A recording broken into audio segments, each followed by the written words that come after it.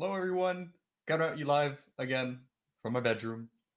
So I'm really excited to bring you guys an interview with Riley Moynes. We're gonna time travel back a few days to this interview.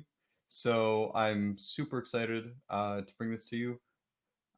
I can hear myself on two stages. Okay, cool. So I'm gonna share this tab, and I really hope you guys enjoy this interview. And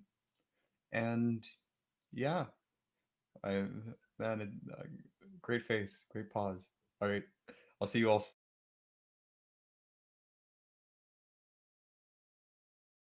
So, hello everyone. I'm really excited to bring you guys an interview with Riley Moynes. He's the incubator manager at the Forge. Riley, thanks for coming on. We really appreciate you coming out today.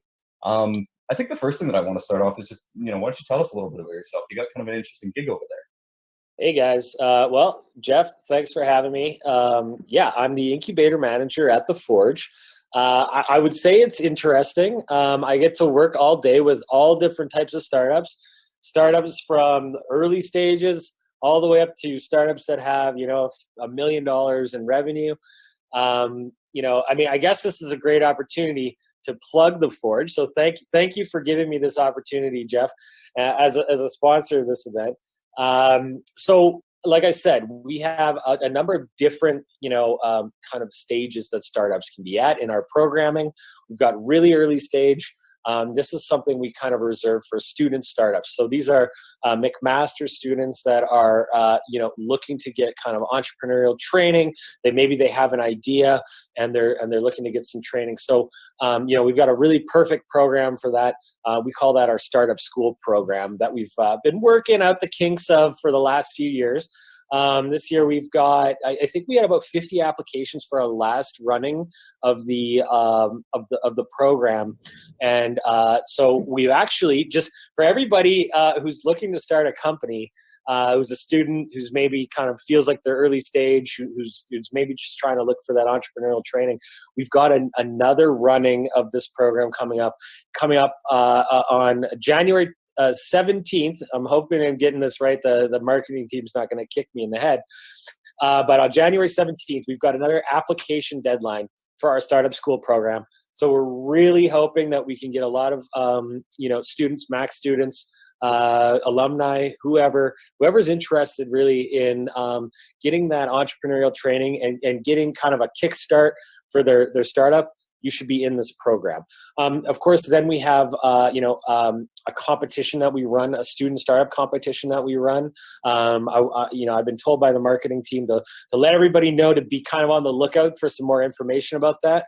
We're actually going to change the format this year. We're thinking about maybe changing it to like a startup survivor type competition. So, keep that on the down low. We haven't published any of that yet, but and then we also have what we call the Startup Incubator program, and this is for some of the later stage companies. So let's say that you're a startup and you've got a product in the market already, or you've got an early stage prototype, or you've maybe just got your first customer. You'd be a shoe-in to come into the incubator program.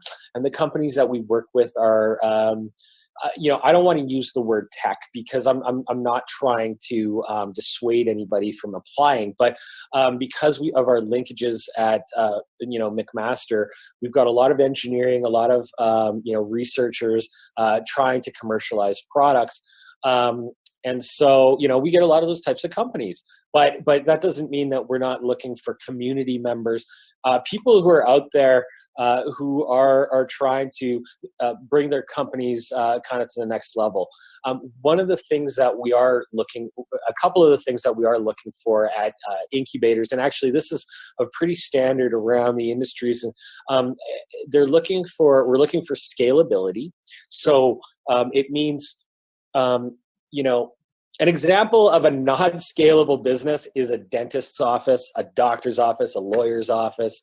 Retail, in many regards, is not scalable. Scalability means that if we're, a company, we can actually grow the amount of users or amount of sales we can do without having to build infrastructure, without having to hire a ton more people kind of at the same rate as we're growing. An example of a scalable company, and I mean, you guys might want to hit me for this, but it's like a Facebook or it's like a Twitter. It's a really basic example, right? You can actually expand those companies quite easily through cloud infrastructure without having to hire a whole bunch more people kind of in tandem as your users are growing. And then the other thing we're looking for in companies is that you have some sort of intellectual property, you have a very unique idea that's differentiated in the marketplace. So those are the two kind of things that we're looking for. And really, you know what? I don't care if it's a tech solution. I don't really care. But as long as you've got some sort of intellectual property, trade secret, or it's unique. It's a new way of doing something, and that it's scalable. That's what I'm looking for. So if you've got those things, apply for our incubator. We've got another incubator session coming up starting. I believe you're going to want to start looking at our website in the summer, early summer, for the application deadline that we just haven't published yet. But really wanted everybody to know, get into the startup program, the startup school program. Application deadline January 17th. Don't forget. But yeah, so my role, back to your previous question, I can ramble all day here, Jeff, is my role. I mean, every day I'm working with companies at different stages. My expertise is in design methodologies, user experience, product development, general entrepreneurship. Like my background is I have I ran a film and video production company for 9 years when I lived here in Saskatchewan, where I currently am, because I also have a solar energy company that I'm building at the same time as coaching startup companies and running the Forge. The other aspect of my job is that I'm looking to make our programming better, right? So actually taking my own advice, talking to the startup companies and going, hey, what is it that we're missing here? What do you need? What are the challenges that you're having? And how the heck do we, bring you this, what you need? How do we get you better mentors? How do we get you more money? How do we help you get connected with the government or industry, right? And so, I've been in the role now for just over a month. And, you can't come in and just make all sorts of changes right off the bat. But I'm, every day, that's what I'm looking to do is kind of, make better experience for our startup companies. And really what we're after at the Forge is we're here to help, entrepreneurship grow. We're here to make sure that McMaster students have the best opportunities to commercialize their ideas. And we're out here to hopefully, build some really successful companies and bring attention to some of the amazing programming that McMaster University offers, and whether it be on the academic side or whether it be through entrepreneurship. So hopefully that answers your question. So I don't get to give. I'm not giving Jeff too much time to talk, but I'm hoping that we can have a little bit more of a conversation moving forward. Yeah, I know that was like quite the monologue there. Oh yeah, man! Like soliloquy. I'm like Shakespeare over here. I'm just writing soliloquies all day. So, what I personally think is really interesting is the idea that you previously had this kind of video company that you started from scratch, and then you ended up changing into this, kind of solar industry. What I'm kind of wondering, and I think what a lot of people are wondering, is how did you change fields so much, and how did you break into those spaces? I think one of the main things that everybody, especially young people in their 20s should know is that, this whole notion of, hey, I'm going to get a career and I'm going to do that for my whole life. That's changed, right? Like you're going to, there's going to be a lot of things out there that you're going to want to do in life. Like, I feel like we're kind of like ADHD type of generation. And that goes for me too, right? Like right after when I was in high school, I wanted to do film and video, and then I got into the business and I did it for a while, and I got a little bit jaded by it. I did some really cool projects, but at the end of the day, I was like, is this really what I want to do for my whole life? Is this how I want to spend my time? And the answer is for me, it was no. But you're not limited anymore by where you started, right? You can start somewhere and you can easily transition, because that's what education offers. And I know that everybody doesn't have access to education, but you know what? For me, it's like the internet. This is what offers these opportunities, right? So you can figure out how to do almost anything if you know how to use a search engine properly, right? So if you want to open a solar company like I did, what do? You go on the internet, you figure out how people have done it in the past. You figure out where can you get training for this? Where can you get educated on this? For me, I don't know. Like, I just kind of follow my passions, right? Like, I'm super interested in, renewable energy. How do we save this planet, right? Like, we're going down a path right now. If we continue to allow oil to kind of dictate things, we're going down a bad path. So how can I give back in my own little way? And so that's kind of where this company came from, right? Film and video, that was more of a passion for me. And it kind of ran its course, and I was just able to transition through the help of the internet, and you got to have a little bit of luck too, right? Like, we, when I started the solar energy company, we followed a program in Saskatchewan that enabled small power producers to fairly easily get a contract to sell power back to the government for, well, I say the government, but it's through Sask Power, at fairly good prices, where economically feasible to invest in the technology. And I was just lucky enough to be given one of these contracts. We applied, we got it, away we went, right? So you have to put yourself out there. You have to use the internet as much as you can to figure things out.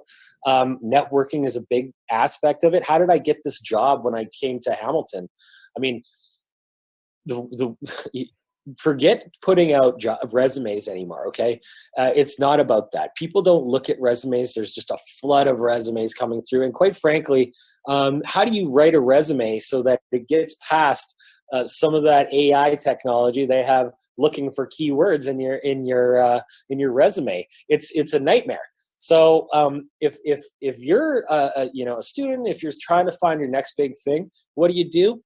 You start networking. You start reaching out to people on LinkedIn.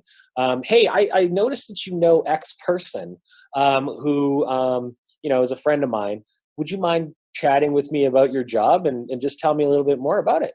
And next thing you know, you've got all these contacts. You're going out for beers. You're going out for coffees, and you just use your personality to get ingratiate yourself with some people, and eventually when a job opportunity comes across their plate, they're going to be like, oh yeah, I met that Jeff guy, or I met that Riley guy. He told me that he was really interested in entrepreneurship, or he told me that he was really interested in design. I think this would be a great role for him or her.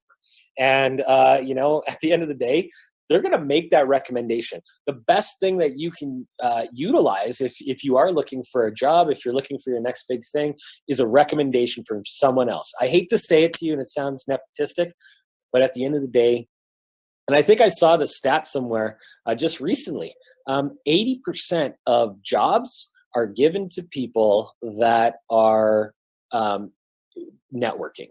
That's their main tactic. So, if you're really trying to find your next big thing, research it, figure out if you can get some education, get some training for it, start networking, start offering yourself up for free. Say, hey, I'll do that work as a volunteer, just to get in, right? And then you make the case for yourself. And especially if you're volunteering, you're going to get some great traction on that. So that's my advice to anybody who's kind of, looking for the next big thing. It's tough. You've got there's a bit of an imposter syndrome there, right? When you start working on something new and you've switched careers and you're like, oh, I don't know if this is right for me, and I'm not sure if I'm qualified enough. Imposter syndrome, let me tell you, it's real. When I started this working with startups at the Innovation Factory, I was like, oh man, this is people are actually looking to me for advice now. But you have to really focus on what you're good at, what people like about what you're offering them, and maximize it. And eventually that imposter syndrome will go away. Yeah, for sure. One of the famous sayings that I got like way back in high school from a football coach of mine of all things was "fake it till you make it." It doesn't matter. It doesn't matter how bad things are going. You just keep faking it, and eventually you're going to make it. 100%. I'm down with that. And if if I'm going to give any advice to any startup companies or anybody who's developing product, one of the really kind of simple sayings that has kind of come out for me and is resonated, and I bring this up in mentor meetings all the time. For people, when you're talking to a salesperson, what do? They say it's all about sales. Not, sell. What should a person who's doing product development be doing? They should always be researching. Never stop researching.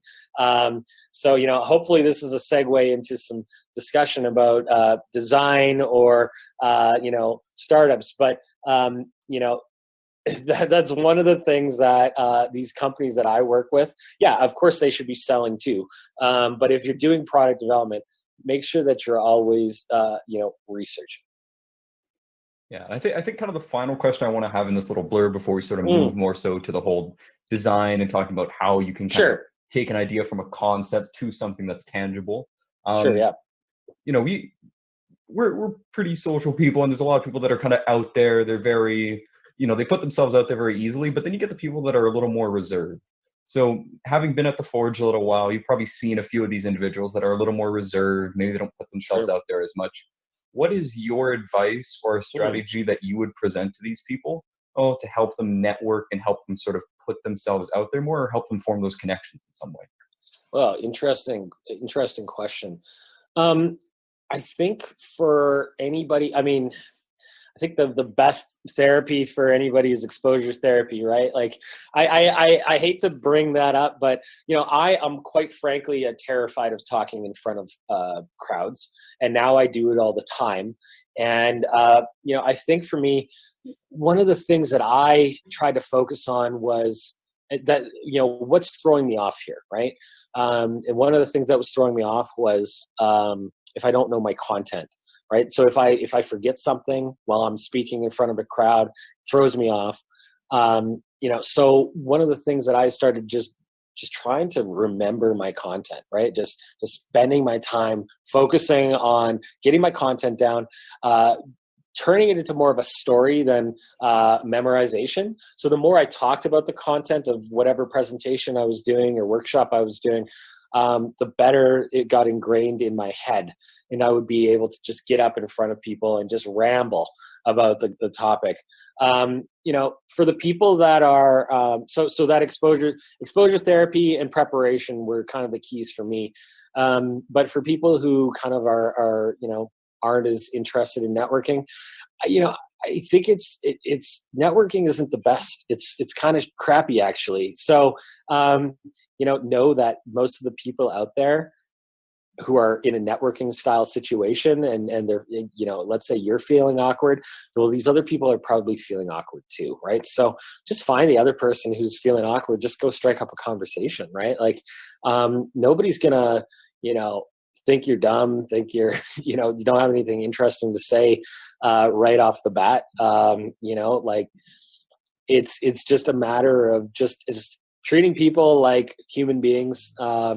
And just trying to have a basic conversation, but find other people. Like, it might be kind of weird to try to approach someone really outgoing kind of right away in a, in a networking type situation.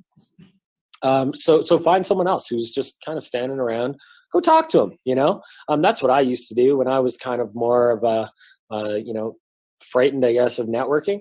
Find the person who's also seemingly frightened and just chat about whatever, right? You don't have to like come to these situations feeling, oh, I got to get something out of this. A lot of people, when they comes to a networking situation, they're like, oh, I got to get some business cards, or I got to like find my business partner of the future or whatever. If you come with these goals in mind, you're going to fail. Like there's going to be too much pressure and you're going to blow it and you're going to feel crappy about yourself.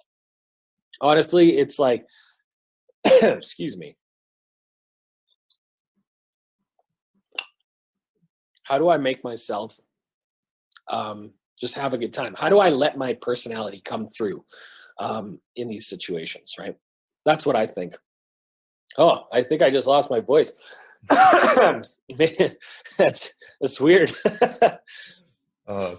Yeah, no, I think that's really good advice, because a lot of people, they see this big room full of people and it's kind of daunting. Even if you are someone that has that experience and is more outgoing, it's still kind of daunting. So I think that advice of just sort of find someone else who's a little bit daunted as well and kind of, strike up a conversation with them is really valuable. Yeah, but and also just don't come into it looking to execute on some sort of plan. If you do it, you're going to put pressure on yourself and you're going to screw it up. I promise. Just go, hey, talk about politics. And I mean, people sometimes, don't bring up anything too crazy right off the bat, but like, wow, what a crazy election. What do you think of that? Something like that, right? Like, something kind of generalized, right? Or you could say like, you just see the new Xbox that came out, like what a crazy design. If you're at a design conference, you might want to see something like that, right? But just keep it general right off the bat. Don't be getting into like, hey, let me pitch you on my idea. I always felt that to be so weird and like off-putting when I was in networking a situation. People are like, hey, yeah, my name's so-and-so, and let me tell you about my idea. It's like, wait a minute, I didn't even ask for that yet. Like, let's relax a little bit here. So just keep it light to begin with, Yeah, like you got to go through the motions a little bit of like the conversation, everything else. Because even if you are one of those people that like really wants to pitch your idea, nobody's going to want to hear it unless you've kind of formed at least a little bit of rapport. 100%. So I want to kind of keep segueing along, because I think we had a really good discussion about networking. Sure. And we've talked about people pitching their ideas at these startup conferences and sort of at these networking events. But how do you generate an idea? So you have a little bit of background in that, so I'd like you to kind of share that for everybody. Sure, yeah. So I was, when I kind of finished my, when I decided, hey, film and video might not be the thing for me, I was like, well, how do I combine this creative aspect of my personality with the business aspect of my personality? Because I've always been a businessman as well, right? So I said, well, let me look at some of these MBA programs that are out there. And I was lucky enough to find the MBA in Design Strategy program out of the California College of the Arts down in San Francisco. It was developed, actually, this program, it's been around for maybe 6-7 years now, but it was developed by some professors that came out of the Stanford D School. And they said, we can bring design and business together, but for whatever reason, they weren't able to do it at Stanford. So they came over to the California College of the Arts and they said, hey, can we do this? And they said, yep, accredited program, we'll be able to develop an accredited program because of our the institution status, and let's do it. So I was lucky enough to go through that, and essentially what the program is it's called Design Strategy, right? So how do we design products, services, apps, that sort of thing, with experiences with the end user in mind, and how do we add business strategy to that? So essentially, I mean, if you want to boil it down, it's the process of innovation. And so, I've been lucky enough now, having moved back to Canada, in the Hamilton ecosystem, which I moved to Hamilton for my my girlfriend. She's actually working at McMaster University as well. But how do I get into kind of use these skills? And the first thing I thought was, startup companies, they need innovation more than anyone else. And so one of the things that I help my companies with a lot is how do we focus on developing the right idea and the right solution. And so, one of the things that I have a problem with is when I get a engineer or a scientist or a researcher, somebody coming to me and they say, I've developed this really amazing thing, Riley. Here it is. What do you think? And I go, cool. It looks cool. I don't know.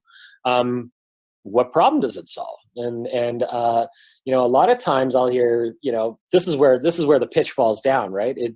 People start going, well, yeah, I mean, it's kind of like, it's not, I don't know, there's not really a problem here. It's just kind of, it's cool, right? And it's like, well, but really, we don't buy things just because they're cool. We usually buy things as consumers because we're looking to solve a problem.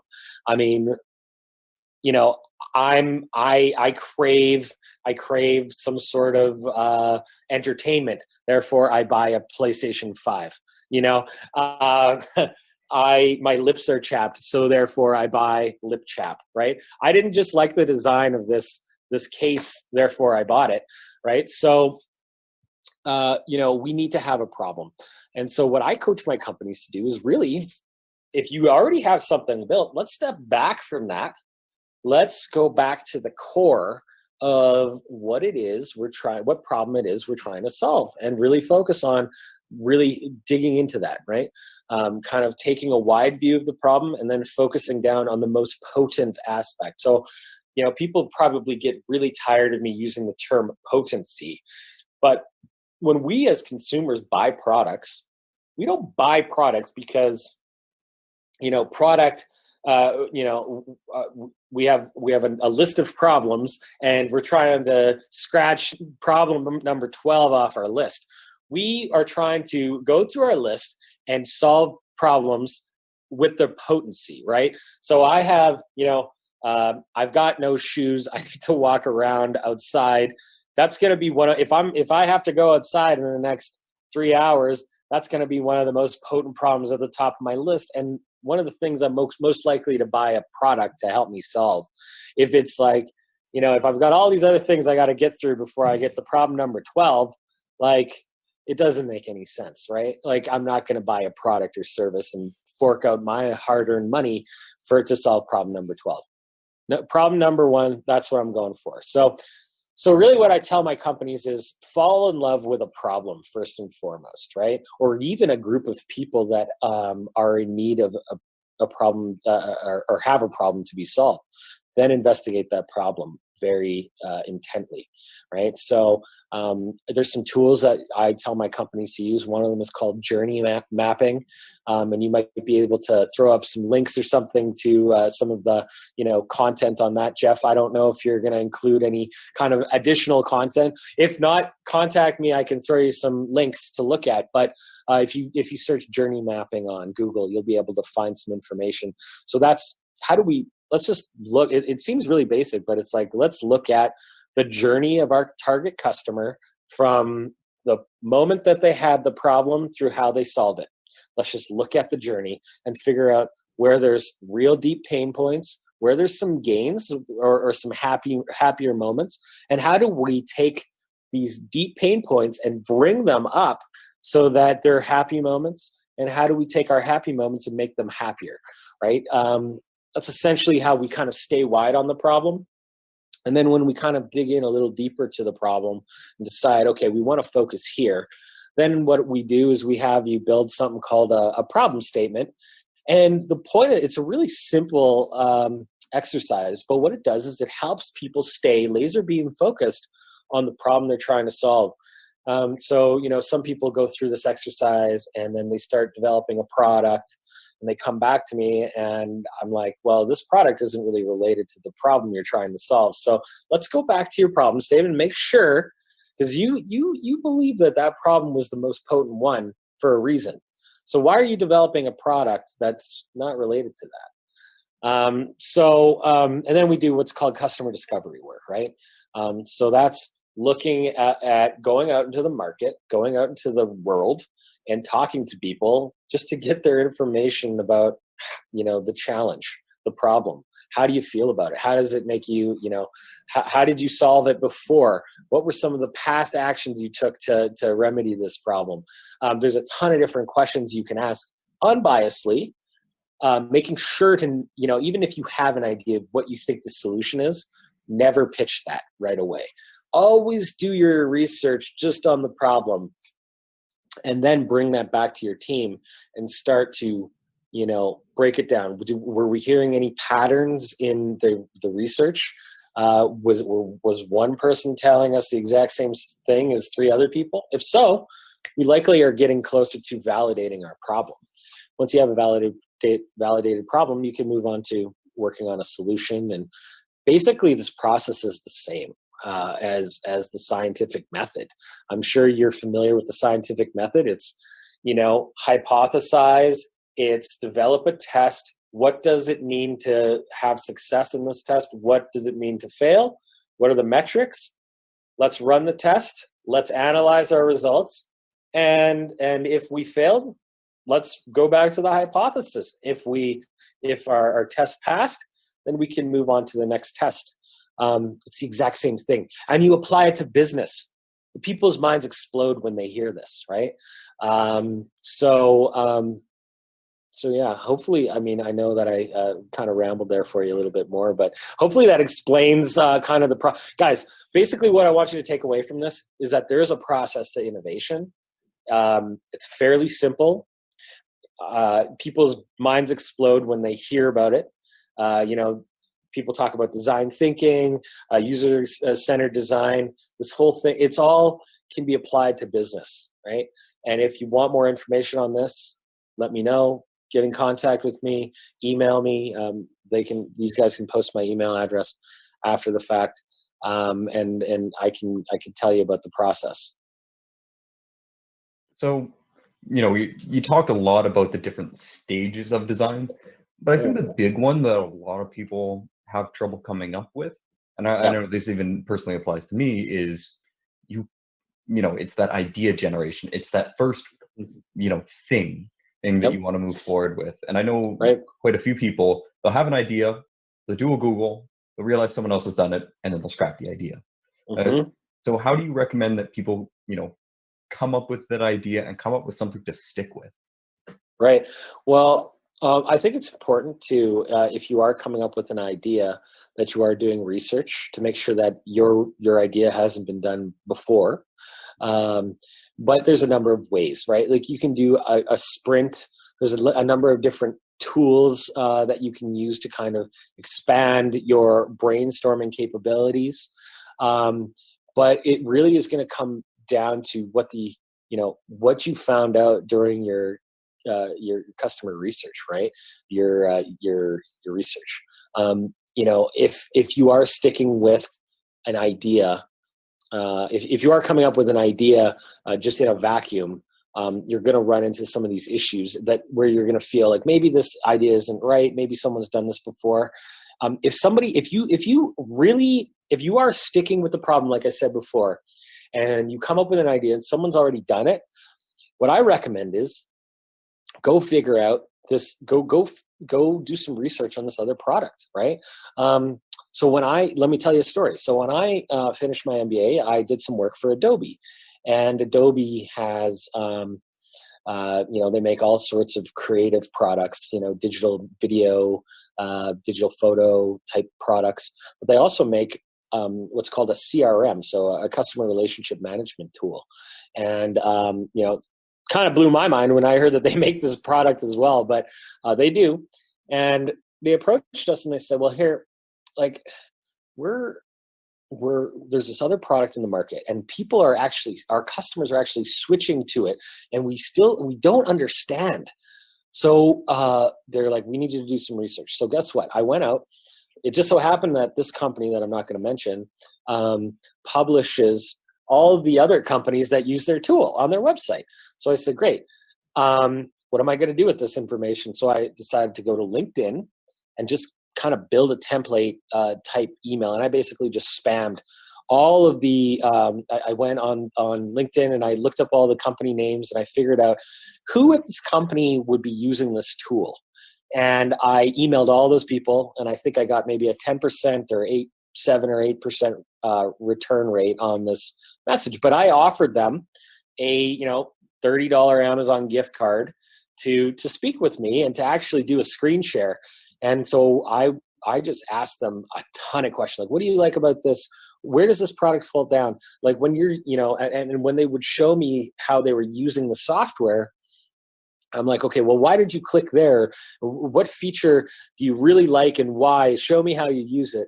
And so I took all of this information and I put it together, and I brought it back to Adobe, and they were like, wow, this is phenomenal. I only really had to talk to like 10 people, and I had enough data because qualitative research is so rich that they were able to change up their product because of that.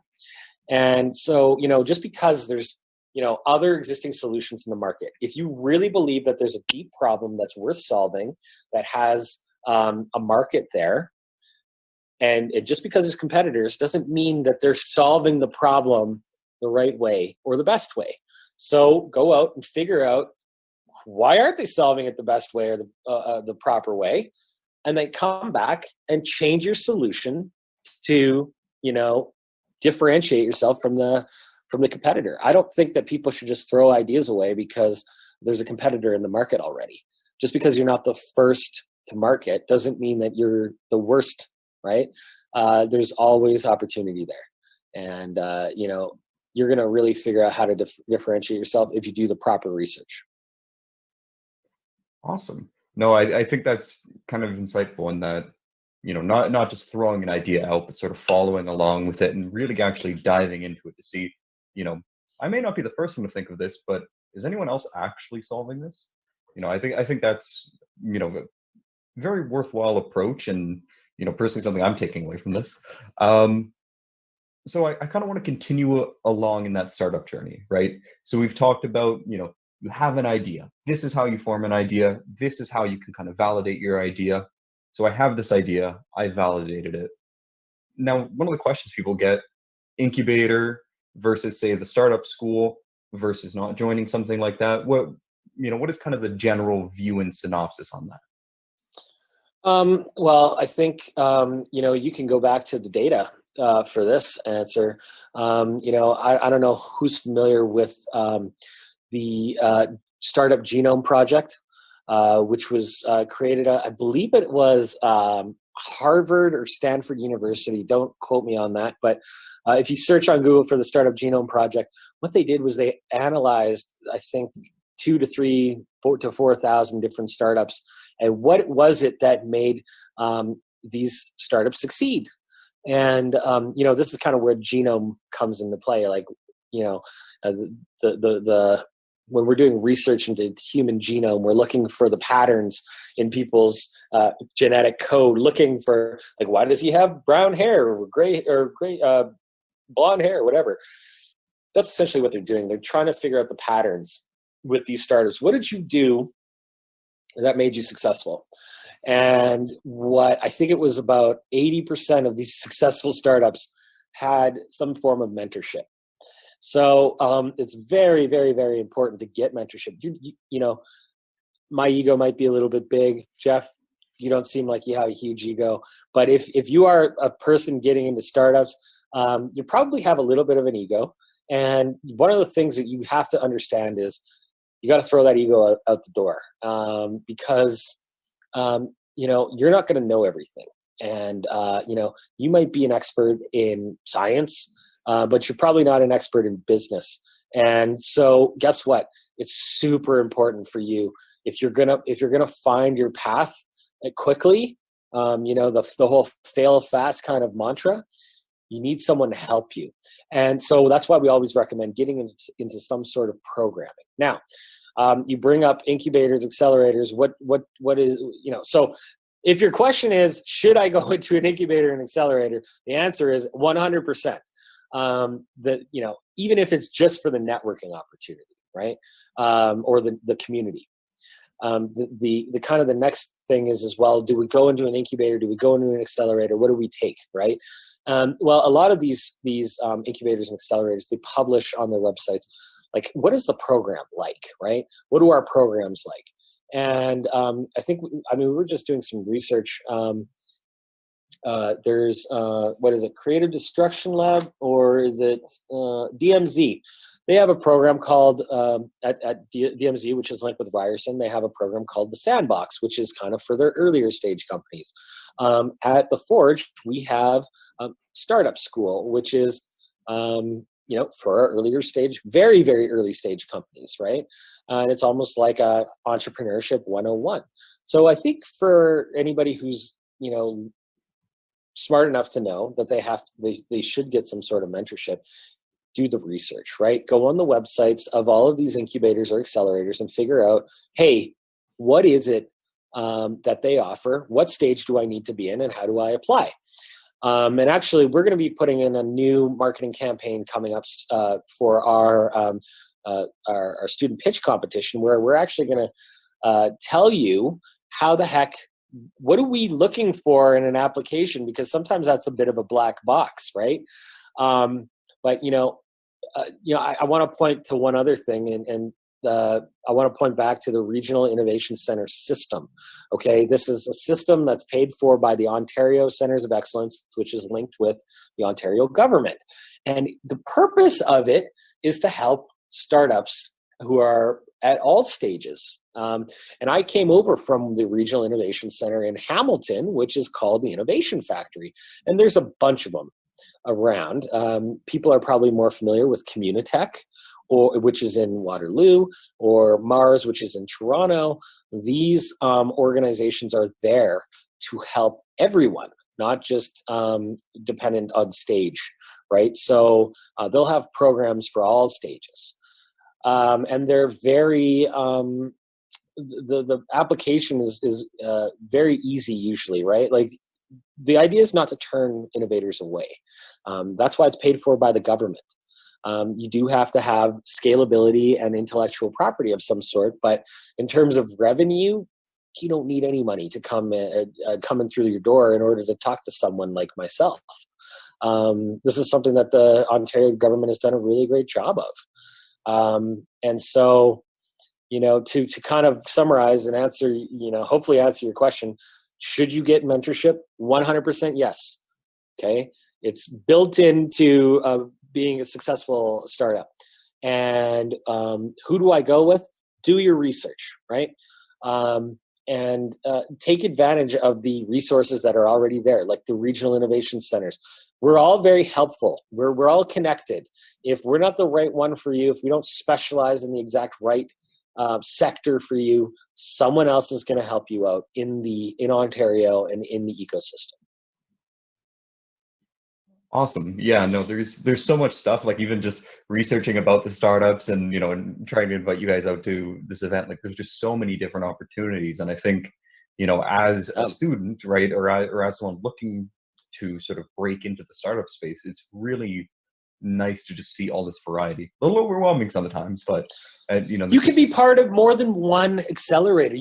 We have clients that are in like 6 different accelerators, and what they're doing is they're trying to take advantage of all of the different mentorship, right? So 100% it can be confusing. 100% it can be hard to determine where do I go, but at the end of the day, just put in an application, right?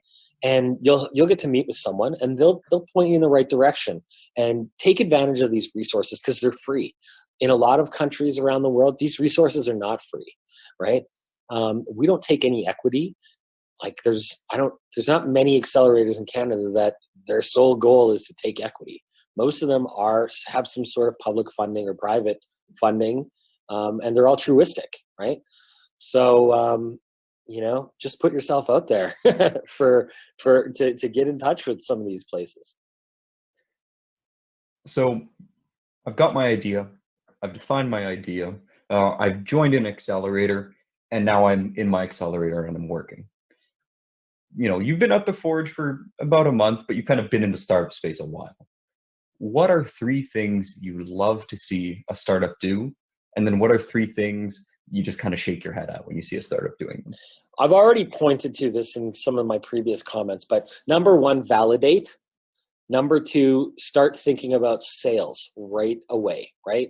After you figure out what your solution is, start thinking about sales. If you're an engineering company, a company who's got an engineering focus, and all you do is think about engineering, you're messing way up, okay? You're going to run yourself into a big problem when you realize, oh, all the investors I talk to, they want to get, they want you to be able to show sales, or that you actually have someone interested in buying this thing. So, number 2, think about sales. Number 3, just network, put yourself out there. A lot of people come to me and they go, Riley, I have this really great idea. I've got a business background and and it's a technology idea, and I need to develop software. And then I go, well, either you're going to have a lot of money to hire someone, or you're going to have to have the willingness to give up equity in your company in order to bring someone on who has that technical experience, right? And so then the next question is, well, Riley, how do I find someone with that technical experience if I don't know them? And I said, well, the best thing you can do is network. So you have to be willing to put yourself out there and to talk to people about your idea. And if you're, a lot of startups will say, well, I don't want to tell anybody about my idea because I don't want anybody to steal my idea. If your idea is so good that it can be stolen, then good. That's good for you. You're onto something, right? And so don't take that as, someone being mean to you. Just take it as a compliment and start working really hard to get your product into the market faster and in a more differentiated way than whoever else that is. But think about it. It's very hard to start a startup. You need to put countless hours of time into it. People need to live, right? They need money to survive. If someone's sitting on a cushy job and they overhear you talking about your business idea, they're probably not going to leave their job. They're not in love with the problem. So just to try to beat you to the market, right? It doesn't make sense. So number 3, kind of network. Don't be afraid to put yourself out there. Don't be afraid to talk about the idea. Some things that you shouldn't do. Number 1, do not focus on the solution right away. I already talked about this, but I'm going to try to ram it home. Do not focus on the solution. Do not approach investors too early. Make sure you're getting feedback. And, so my number 2 is don't approach investors too early. Make sure you're getting assistance from a regional innovation center or a mentor of some sort in order to approach investors. In most cases, you're only going to get one shot. Okay. And we want to make sure you're prepared for that. Number 3, don't rely too much on students. Actually, I know I'm talking to a lot of students, but if you're a startup, here's the thing. I get a lot of startups going like, I can get free student, work, and that's cool. But the thing is that there's probably someone out there who you can pay a little bit of money to, who's going to be able to do it faster and with better quality and precision than a student would be able to. When it comes to labor, look for the best. Look for someone who's already done the thing. Don't hire your friends. Don't hire people who are just willing to work for free necessarily. And also, I want you to know one thing about raising money as I bring out my Donald Trump hands. It's that you're going to have to put money into this, right? Don't think that someone's just going to give you money for free. That makes no sense. Why would anyone do that? The government doesn't want to do that. They act like an investor in most cases, right? So it's like, prove to me you validate it. Prove to me someone wants to buy this before I'm going to give you money. Prove to me that you've got some skin. We call it skin in the game, right? If you're going to approach an angel investor, even, they're going to say, how much money do you have into this? Because let's just work through something here, Jeff. Let's say I'm an angel investor. You approach me and you say, hey, I've got this cool idea and I need some money to execute it. And I go, great. And then I say, how much money have you invested? And you say, well, I put some time into it, quite a bit of time, right? And then I say, okay, but like how much money? And because guess what? It's not going to be very painful for you to walk away from not having from just some labor you've put in, right? It's like, oh, I'll just forget about that. I was just wasted time, whatever. That's not what an investor wants to hear. They want to hear that you put cold hard cash in, and that if you walk away or something happens, you choose that this isn't for you anymore, that you're going to be losing 10, 20, 50, 100 grand of your own money. That's what they want to hear. They also want to hear mom and dad, grandma, grandpa, aunts and uncles, cousins, whoever, they've got money in it too, because if you walk away, you're screwing over grandma, you're screwing over mom and dad, aunts and uncles. All of these people are going to be disappointed that they lost their money. And so the angel or the venture capitalist, they want to make sure that you're, that they've reduced that risk of you walking away. It makes perfect business sense, right? Because a startup is a risky business, right? There's nothing guaranteed there. You don't have revenue yet in most cases. How do we make sure that the entrepreneur is 100,000% in every day, every waking moment of your life, putting into this idea? And that's how they do it. So, one of the big mistakes that startups make is they come to me and they say, I need money. And I go, why? Why would anybody give you money? Like, prove to me that you are deserving of the money. And the government, same thing, right? They're going to act like a venture capitalist or angel investor. They're going to say, what have you got into this? Most cases, the money that they dole out, there's an application process, a pitch process. There's a whole process you have to go through to prove that you've done some work. But then they're going to say, okay, Jeff, great. You've passed the test. We're going to give you some money. And Jeff, you're just overjoyed, right? So you gotta throw your hands up, right? Woo! We're getting money. But then the government will say, so we're going to give you 30 grand, but you got to give me 30 grand. You got to put in 30 grand too. And so we're going to get you a total of 60 grand. 30 of it's going to be yours. 30 of it's going to be ours. And that money is then used to work on the startup. But guess what they've done? They've made sure that you've got some skin in the game. So if your 60 grand evaporates, at least 30 of it was yours and 30 of it was ours. So you're never going to get away from not being able to put money into this startup. And I mean, there's rare cases where that happens, but most startup founders at least have to get some money in to get any kind of other people to want to invest. And so that's a big mistake that startups make. Yeah, for sure. I think like when it comes to putting money into it, I think that's a big sticking point for a lot of people, because I've had 100%.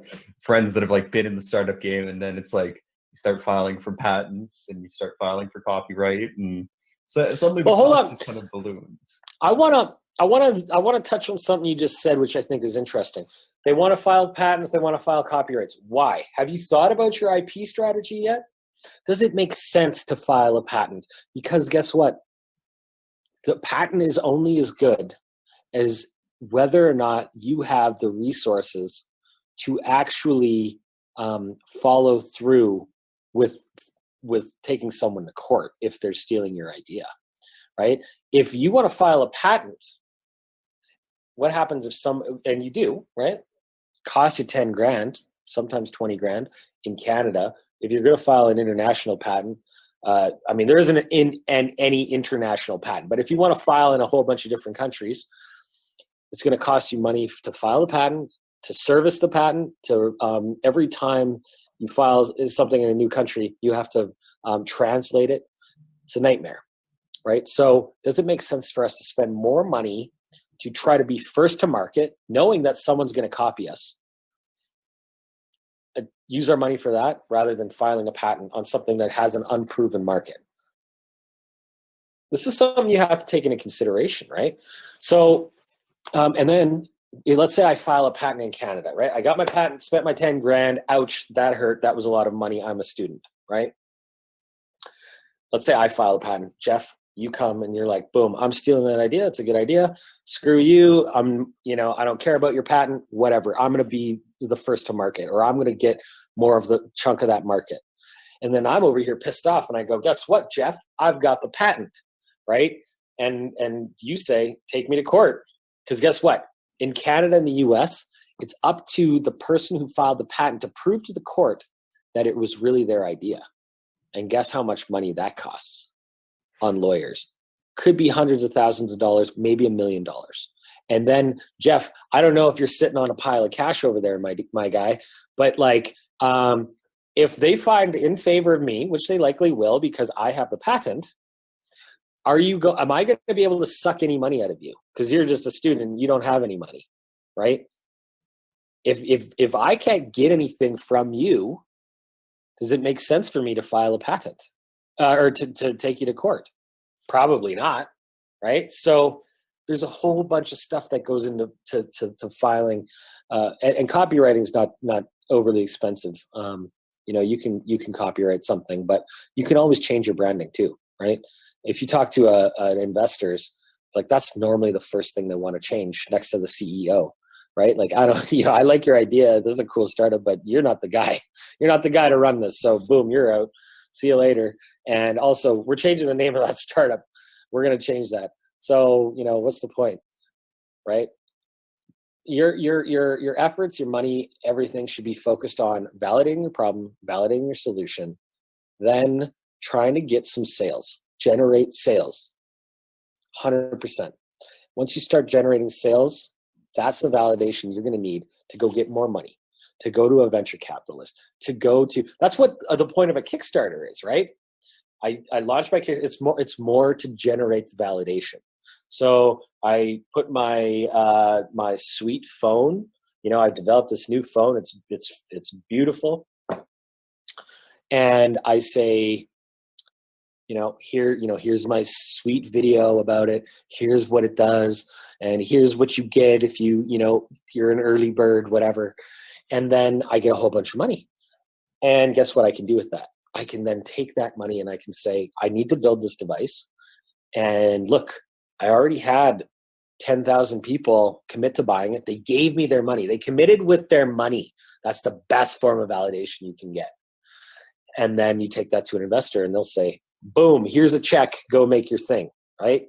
You've already got validation because you pre-sold this thing, right?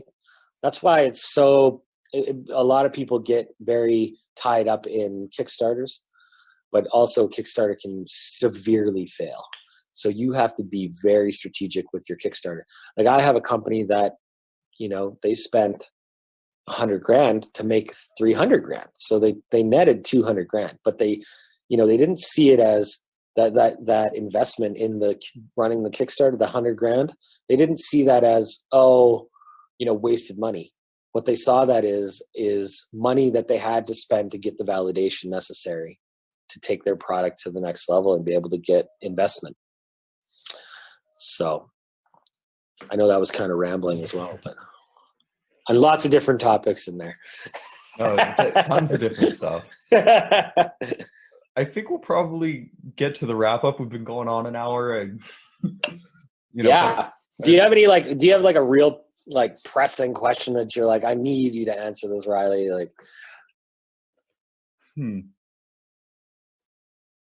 I guess what I'm curious about is, you again, just your experience at the Forge. Like, what is the biggest thing you've kind of taken from that? Because you've been in the startup space, but now that you're mentoring and you're sort of seeing everything from kind of a top-down view, what is like the biggest sort of thing you've taken from that? What is the biggest thing? Well, I think it's perseverance.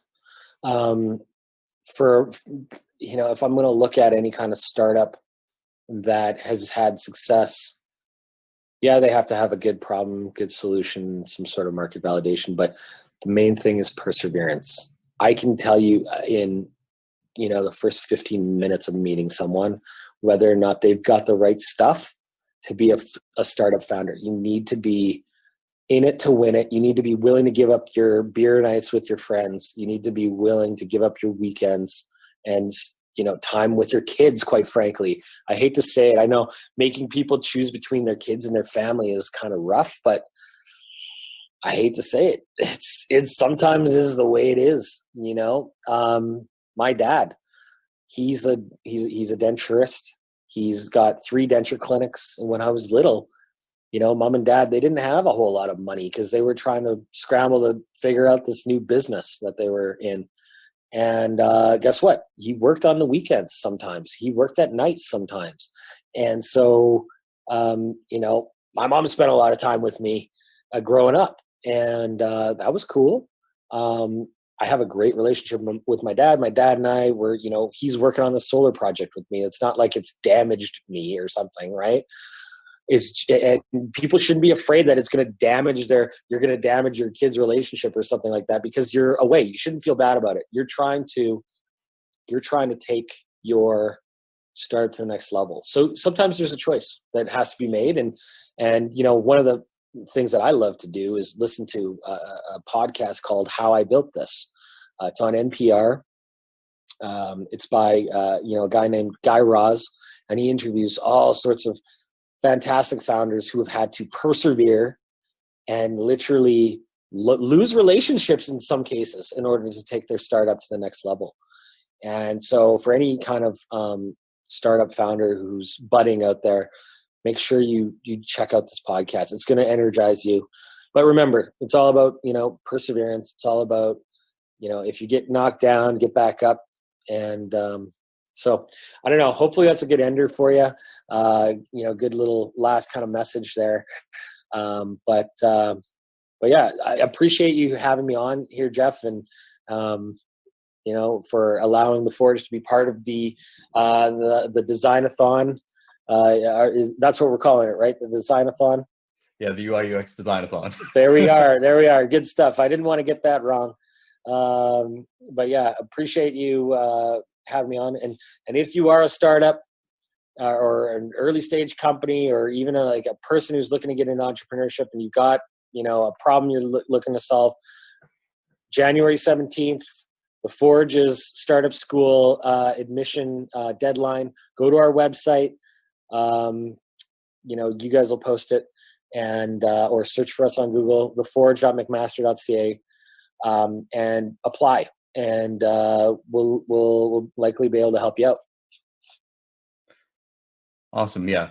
Definitely check out Forge Startup School. I have so many friends, so many people I know that have gone through the program. They're at various stages, but they've all said that it's an absolutely amazing experience. If you can't apply to the Forge and you're somewhere else around the world, definitely check out what there is out there. If there was ever a time to be a startup founder, to break into something, now is the time. There's so many people that want to invest in so many new ideas, and the world is going to be entirely reshaped in the next few years. So I think if you want to get into a startup, this is the time to get into it. I just want to say thank you so much for coming out, Riley. We all really appreciate you kind of taking the time out to sort of, speak and just share your experience as, not only a startup founder and sort of being in this space, but also as the incubator manager at the Forge. So thank you so much for coming out. Thanks for having me. Thanks for listening, guys. Reach out if you have any questions.